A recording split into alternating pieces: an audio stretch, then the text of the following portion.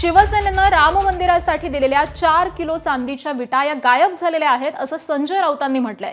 खासदार संजय राऊत यांनी तसं ट्विट केलेलं आहे।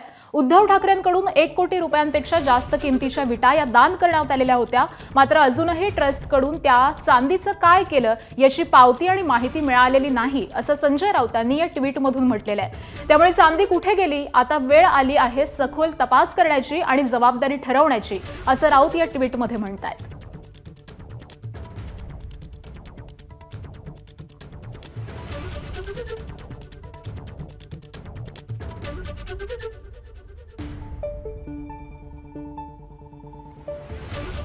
ठाकरेंचे खासदार संजय राऊत यांनी अशा पद्धतीचं हे ट्विट केलेलं आहे।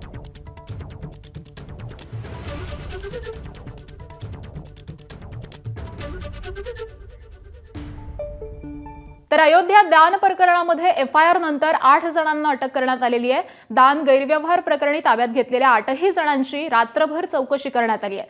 तर रात्रभराच्या चौकशीनंतर सर्व 8 जणांना अटक करण्यात आलेली आहे। दान प्रकरणात आज आणखी काही मोठी नावं येण्याची शक्यता देखील वर्तवली गेली आहे।